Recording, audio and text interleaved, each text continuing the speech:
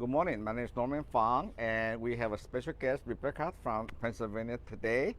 And just a disclosure, uh, because part of the Jeff is going to edit out the podcast for the YouTube version. So I call it PG-17 version.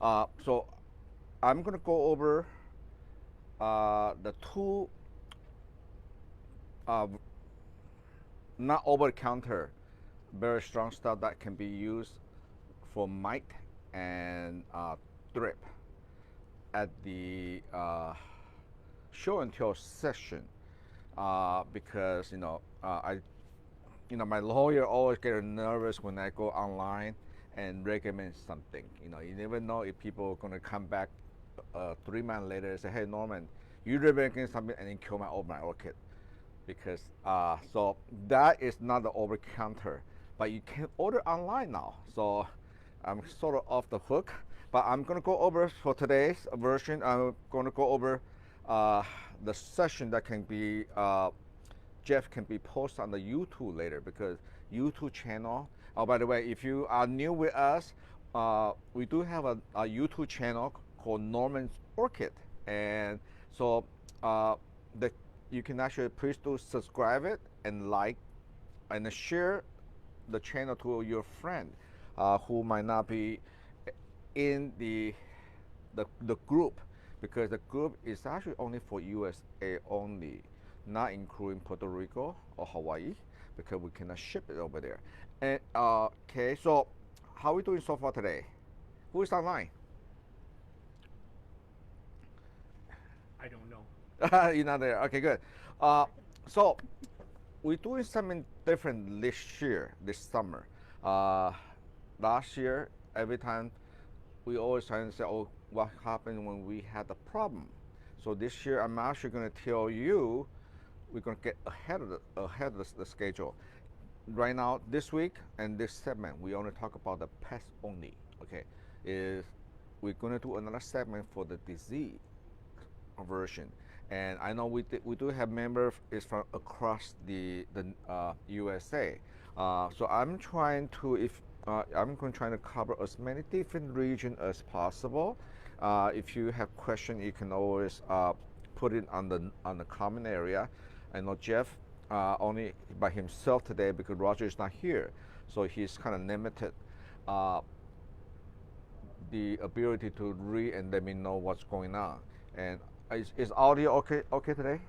Okay, good. All right. So the pests, for me in California, the summer is not really happening yet. Is the right now it's kind of between the spring and summer, and right now it's actually probably the most prolific season starting for the pests. There are three major pests that will attack orchid. The first one is everybody's favorite, minibud. The second one is mite and thrip. And third one, depending on where you live, is hard scale. Okay, so these are the three major ones. There may be some other aphid, for example, but for me, aphid is not a big problem because if you sanitize it, your benches, keep the area clean. Aphid is not a big issue, but really the big issue is the minibud. Okay, everybody agree the minibud, mite and thrip, and also the hard scale, especially if you live in the south, and Florida, for example. Okay, so now I want everybody to think not as a grower or as a human. Think about you self as an insect. Okay, as an insect, how are you going to attack? Or it's a matter of a survival game for insect now. Okay, first of all, is to find a place that you can hide, and also secondly, is also the area that is hard for the grower to spray pesticide or fungicide, for example. So the number one place for them is, let's say use Phalaenopsis for example. Is the number one place on the Phalaenopsis is always under the foliage. Always under the foliage. So this is why I always recommend the customer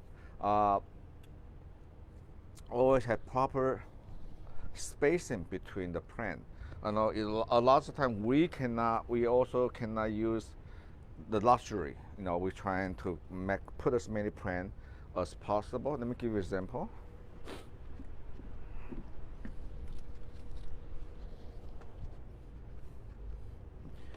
This is the perfect example that we use the tray like this. Before they flower, we put 9 per tray. So they're pretty close, but they still have a space in between. By the time they have flower, okay, let me put it right here. By the time they have flower, our staff will take out 1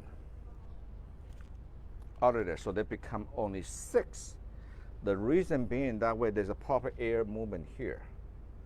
Okay, so now when the pesticide applicator spray, it's easy for them to spray, to hit between the plant versus 9 plant.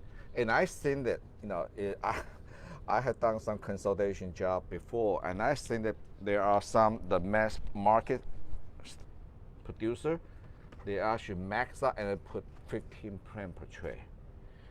And because okay, so the number one for you to get ahead is actually trying to prevent the building up the insect. So number one for you is proper spacing. Okay. Especially when they're in flower, this is when the mini bud is going to hide and it's harder for you to see them. Without flower, we do the 9 per tray. Okay. Secondly is, and guess where the mini bud is going to hide? When we applicate spray, we spray the leaf. Okay. We always tell our pesticide applicator never spray the foliage. They can spray when the short spike. Okay, where they're gonna hide it? You always wonder. I spray and spray and spray, but how can the mini bee keep coming back? Well, if you go under light, look onto your tray. For me, we look under this tray also. What happened is a lot of time the mini bud will hide under this crack, and that's where they hide the eggs. So that's just why when you spray them, it's a matter of survival, but they find themselves to hide underneath here. So always double check. We always when we clean the benches. I have posted some picture of when we clean the bench. Okay, we went through 5 cent, we all scrub it. This is actually the process to scrub out possible of the eggs, also fungi, also. And the tray like this, the easiest way, we just take it outside. And California has such a strong, if it's clean, we just leave outside in the sun for a couple of weeks. The sun, and we reverse it. The sun will sunbake it. If you in the area that don't have a lot of sun, or in the wintertime, just make up a bleach solution, a 10% bleach solution. So maybe 1 part to 10%, just maybe 1 gallon to 10 gallon, divide it down, and soak it your tray or your pot that way. All right. And that's for mini bud. So you want to get ahead of schedule. And another thing, I'm going to put this here. This is one of one of the items that Jamie is going to feature tomorrow. And also good housekeeping. The second thing they want to hide is the dry leaf. Okay, a lot of the pesticide that we spray is kill on contact or systematic. But if it's systematic, they hide underneath the dark foliage, you can get them.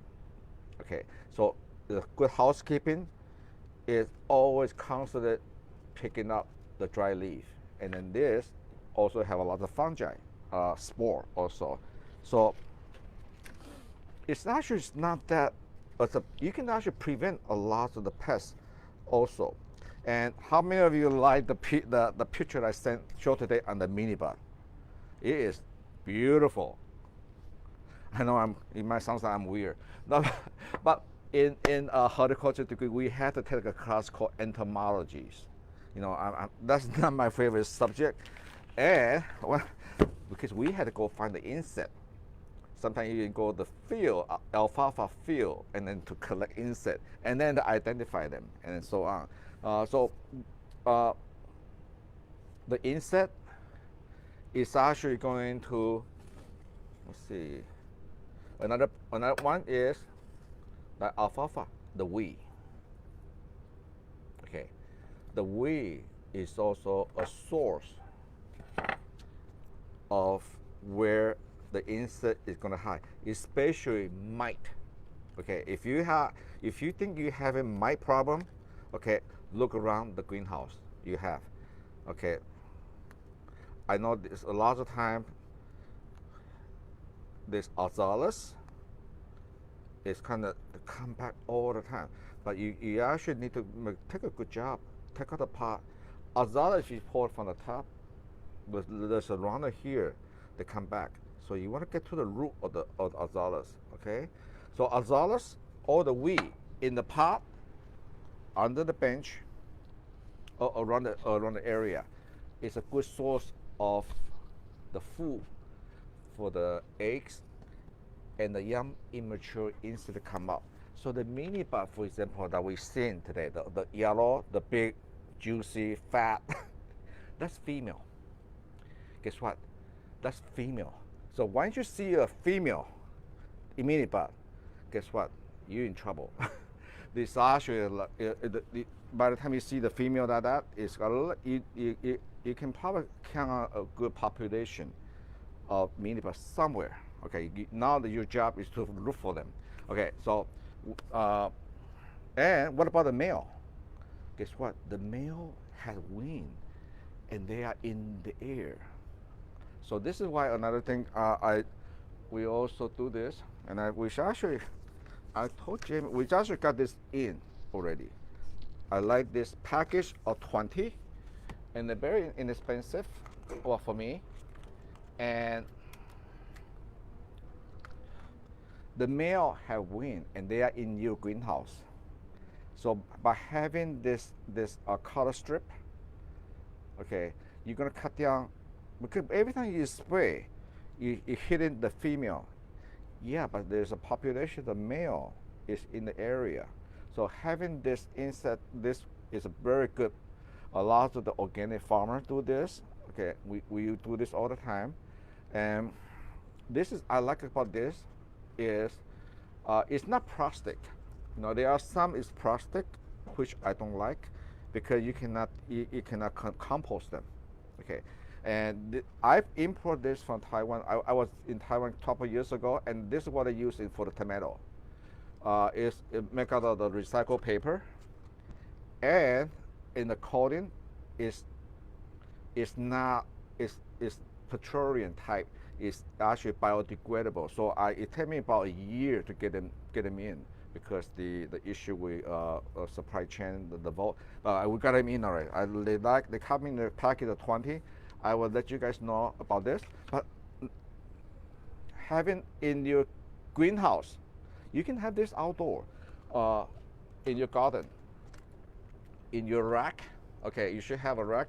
What I like about this is it's made out of paper, and it's very, very generous size. I can cut it by half or even by third. And each one is equal to It's so it's like a package of 20 sheet. It's like 40, and all you have to do is just reverse it. It's very sticky, but this is good. Okay, and I use it on my roses. I use it on my garden, my vegetable garden. I hang a lot of this around below my avocado tree, my fruit tree, for example, because all my fruit tree in the nursery, we don't spray. It's everything's organic, and I hang a lot of this under the tree, okay? Because a lot of time insect. This is why a lot of time your yellow flower will get a lot of, if you have aphid always go with yellow first. Okay, so this is why sometimes if you want to have, we use yellow, anything yellow, for example, yellow dendrobium, yellow oncidium, as a target, as a marker to see if we have a aphid in the greenhouse. And if they are in the yellow one, then you know how. But okay, but usually, lucky for us, but we don't have an aphid problem here. By keeping the sanitation and cutting down the food sources for the aphid or for a lot of insect, you can actually cut down a lot of problem. And remember the one that Jamie has, the metal wire, is perfect for it. I love this metal wire.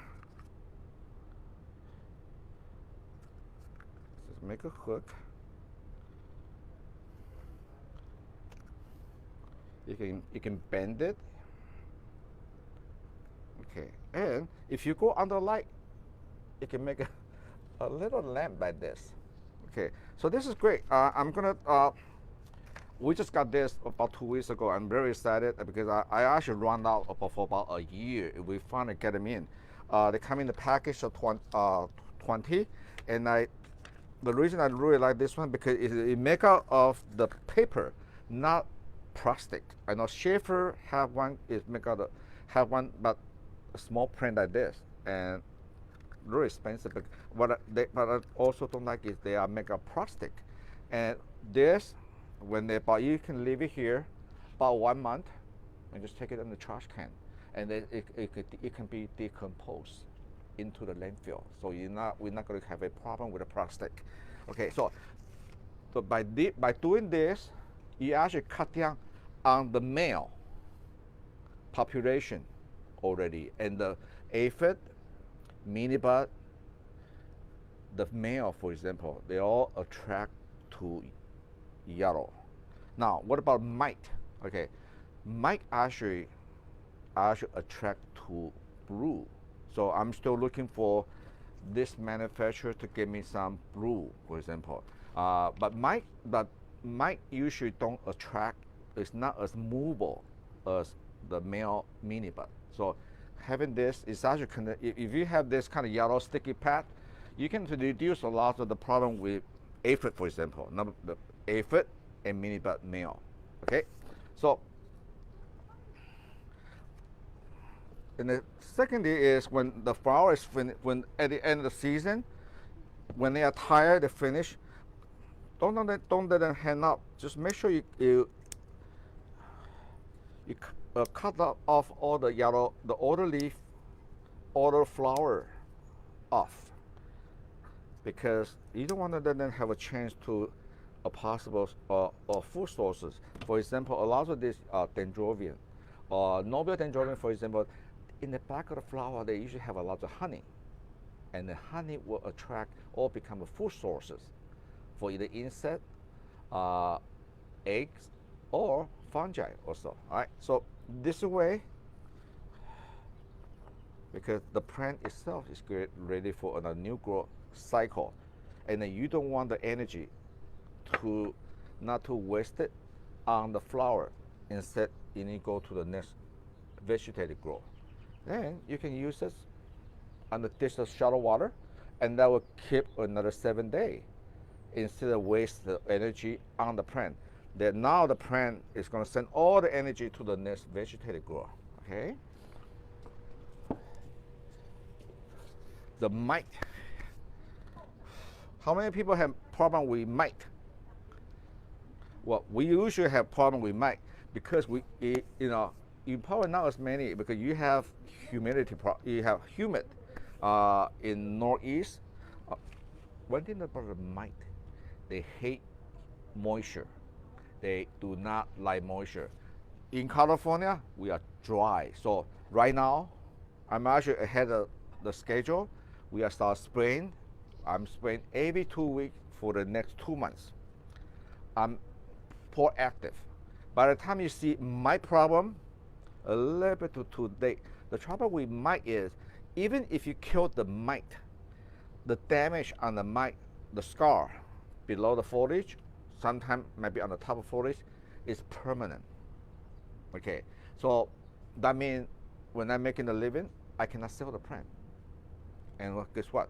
We end up dumping the plant, and we did. This is why this morning I was trying to look for something. I had to find a bad example from the trash can. That's my trap. My staff is trying to do that, and it's really bad. We don't usually, we have 20 greenhouses. We cannot afford to rescue. Okay, I really don't like the word called rescue because sometimes people actually there's a group called Orchid for Dummy.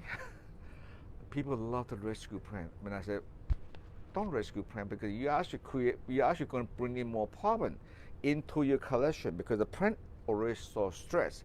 And a healthy plant will be have more resistant to the insect. Because what happens with the insect is they're gonna decrease the ability for the plant to optimize the growth. All right. So we have the insect, and then what about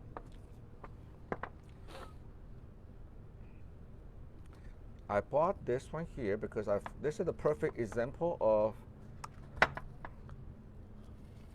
Jeff. Can you see this? This have the slightly damage from the mini bud. Okay, don't worry. I will tell you which one will really work on mini bud that you can buy over the counter at Home Depot or whatsoever. That at the show and tell, like really good stuff. But if you seeing this podcast from the YouTube, trying to buy the pesticide that is what we call systemic. That means they can absorb from the foliage, and then the insect biting on the foliage will kill them. They're more expensive, but you never buy what we call the older version of the pesticide. For example, maritime. I think I'm surprised that they still sell maritime in the departments at the big box store. Maritime is so 60. It's kill on contact, which means you gotta spray a lot to run off. That means you're gonna spray a lot of stuff, a lot of chemical on the pesticide, and that's gonna be dangerous of overdose or toxicity to the plant. So this, for example, is a previous mini bud on between the foliage, and you find this a lot on the novelty Phalaenopsis. Banana, for example, the leaf is very thin, and between the leaves is very close, versus the big Phalaenopsis, they're more spacing. So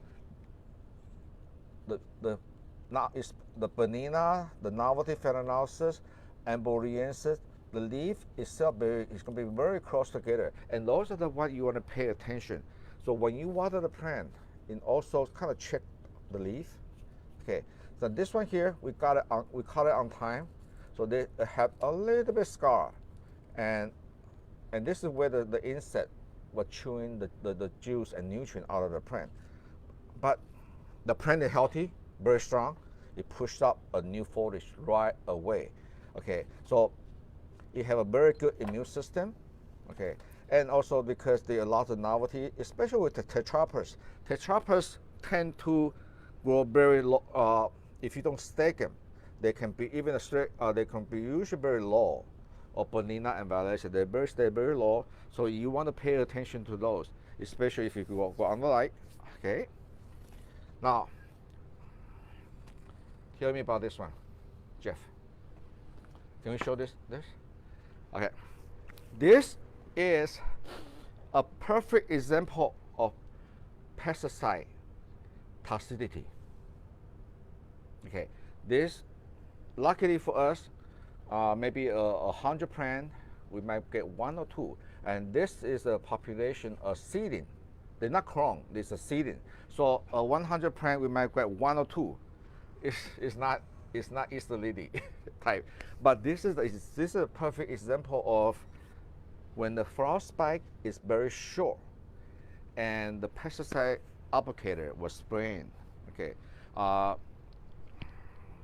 One thing I always tell my pesticide applicator, because we outsource the pesticide applicator. He spray for tree at LA County Fair, and then he want to make sure that I always say, and we orchid walk faster. It's different than your residential, for example, because when you do your spray, okay, whichever you do it this way, or the 1 gallon pump. Remember my motto: less is more. Less is more. It's not your water game. You want to shoot a lot, okay? Especially when they in spike, in short spike, I always tell them, walk faster, walk faster. Shh. Now this is the case because they're hybrid. One of them may be ultra sensitive. So since that they are systematic pesticide, that means that the plant absorb into the tissue itself. So that's a negative part. That probably trigger the flower development of this. So that become abnormal. But abnormal only till this stage. I can tell some of the flower but probably okay on this. But to be on the safe side, we can't sell this. But plant is okay, perfectly okay, because the plant is probably have a lot of the systemic pesticide in there. I cannot guarantee that every flower that looks about will be okay, will be normal. The easiest way, and not to add. I know you probably say, "Oh, don't cut the flower." No, that's okay. I do it with tender loving care. That way, I'm not. Just cut them off. You use a cut flower, because that way I want the strength of the plant to go to the next stage of the plant, the vegetative stage. Now I'm building up. If I don't cut them, they're gonna be have kind of this funky flower the last 2-3 months. No, I want to move them to the vegetative stage, warmer greenhouse. So they're gonna put out they're gonna have ahead of schedule for 2 more months to put a new leaf. They're gonna put out a spectacular show next year. Imagine this is the first bloom seeding, already had 2 spikes. Next year, 3 spikes is not impossible. This is one of our new hybrid. Our feature is amazing. It's a big lip hybrid with multi-floor, and look at the branching. Okay, so cut them off. Probably you can give it to your neighbor. Okay, and then again, I always look under the foliage on the fan analysis, make sure there's nothing crack in between. Okay, and then they'll be okay.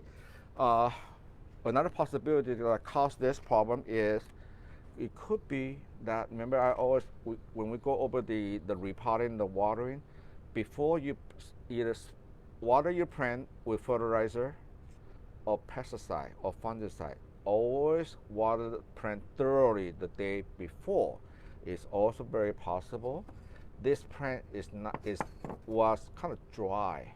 Okay, what happens when you spray the pesticide on the potting media is very bone dry or very dry, especially if you have orchid bark. Okay, the plant are thirsty, and whether it's on contact or systematic, When they are thirsty, they're gonna suck in all the nutrient, all the moisture you have on the plant, then become what we call, hey, people can have a drug overdose.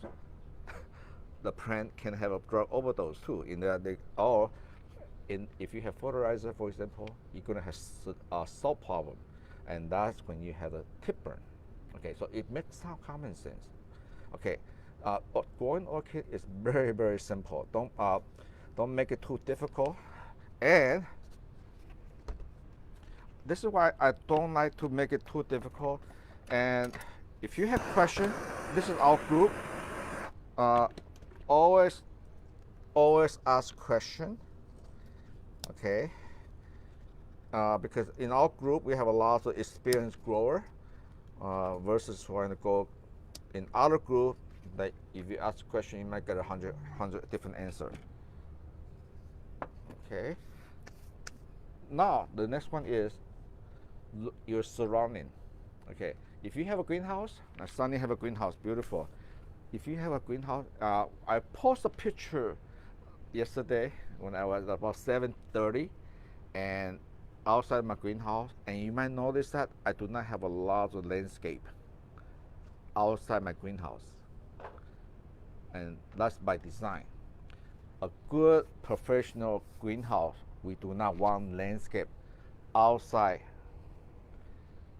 the greenhouse, especially where the fan come in through the pad, because that is actually all the shrub. The landscape is actually in front of the nursery by the guest house. We want the minimum landscape, or if you're the landscape or by the entrance, will be the material that is easy and not going to be a host for a lot of insect. Okay, what are the good hosts for the insect? If you live in Florida, hibiscus. Hibiscus is the number one mealybug.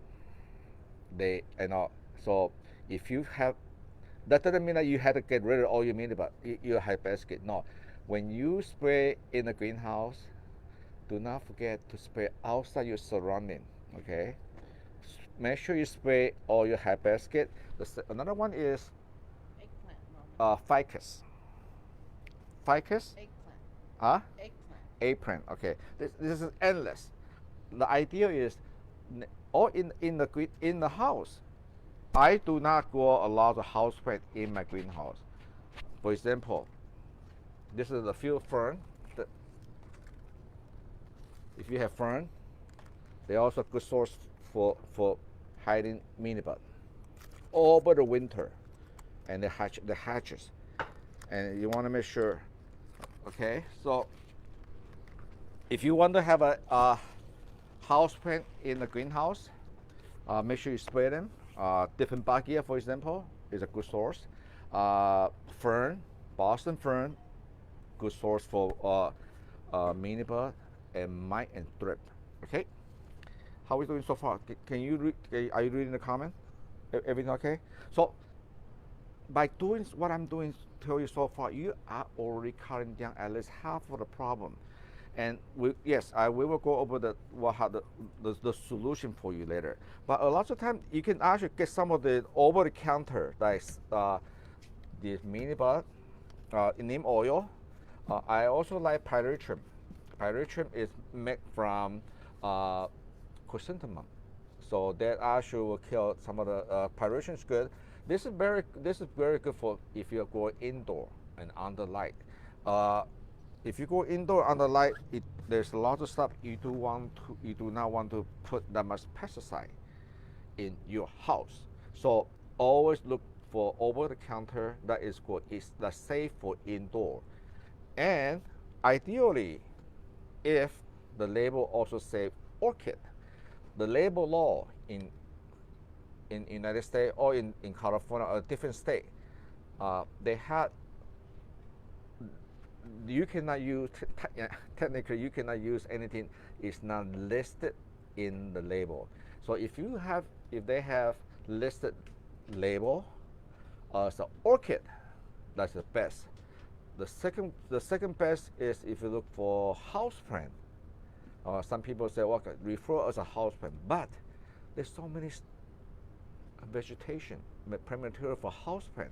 So ideally, if you have one says orchid, okay, or better yet, ask the group, ask people in your orchid society or in the group that you a good grower that you feel comfortable in your area, because every area is different. People live in Arizona will have different issue than, let's say, in Florida. Right now, Florida have a lot of rain in the summertime, so you do want to ask them what do they use. It's better to have referral and recommendation. And secondly, when you use them, do not use, when you try something new, pesticide or fungicide, don't use it on your entire collection.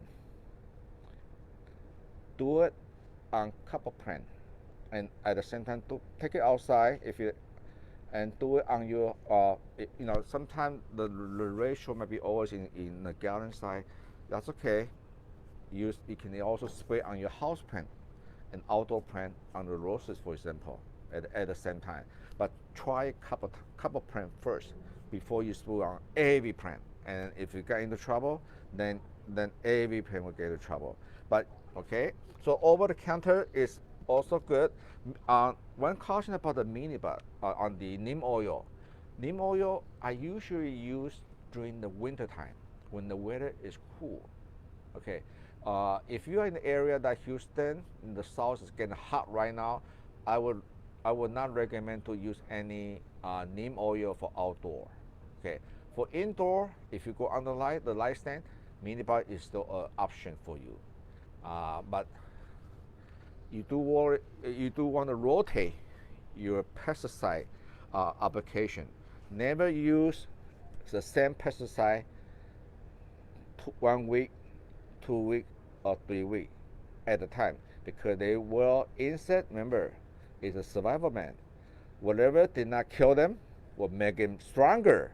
Okay, so they will build up resistance. Okay, so that's why you always want to have minimum 2 different pesticides in your collection. And for us, we have 3 or 4. and okay, so how are we doing so far?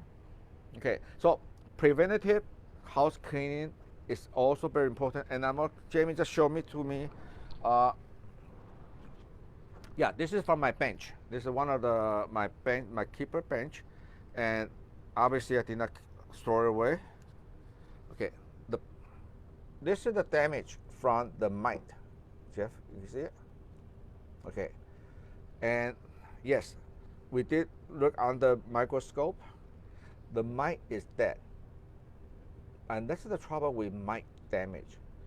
Even though it's gone, they're dead, but they view this physical damage. For me, I still, a lot of time in my keep bench for breeding, and this is one of the plants we use for breeding, because this is a very important breeder. This is Emboliensis by Violaceae. So it's a nice primary for breeding.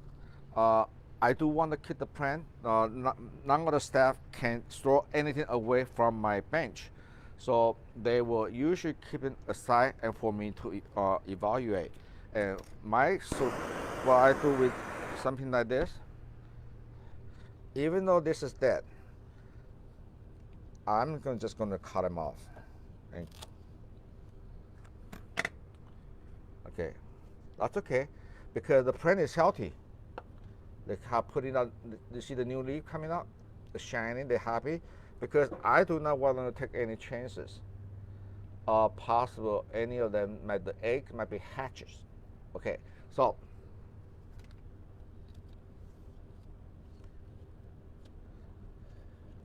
good. Let's throw this away, and make sure you wash your hand again. Make sure you wash your hand again before you touch the next plant. Okay, so now anything that we need to go over? Oh, the scale. Most of the scale is actually, especially the hard scale, is a Cattleya. So make sure you do Is the cattleya suitable and mature? We do this house cleaning. Obviously, we have thousands and thousands of cattleya. We cannot do that on every single plant, but as a hobby, you should do that. It's actually it's very therapeutic. You can get close and personal with your orchid. Okay. And this is actually a good time to see if they have anything there. And if you do have any scale that is dead, for example, that's okay. You can actually get this. This is what I do with all toothbrush. You can clean them off with alcohol too. Okay. Okay. Well, but I do not recommend spraying alcohol on the open flower or ephemeralsis. For example, the reason being that the alcohol is very dry, and the chances are more than 50%. If you spray alcohol on this, if you have minibud, they're gonna have bud rusted. The easiest way is to wash them off with water. Take it to the sink, do it with running water, and if they have any, and also check with any other area between the petal onto the lip, running out water. And that's if you do want to spray any pesticide. You can actually do it without pesticide in the house. If that's the ideal way. I would not do any pesticide because I have cat in my house. I do not want them to inhale. But you have to do it every 2-3 days. Okay, aphid, for example, their life cycle is 3 days, and they can lay the eggs in every 3 days. So this is why on aphid, if you think that you see them spray on Monday, another week they have 2 cycles already. So you just have to repeat every 2 or 3 days, just running off. The first run off, you can wash out a lot of odor. Make sure the 3rd day, check it again. The eggs might come out, and that's when you use the water to rinse them off. Okay, and that will conclude today's session. So house cleaning, we start do this. I'm gonna spray every 2 weeks on whatever the pesticide I have. Every 2 weeks for good next 2 months. In fact, we already started 2 weeks ago. Then by the time the summers come, the hot summer come, you are ready. You are already ahead of schedule on them. Okay. All right. So now we're gonna go into the show and tell.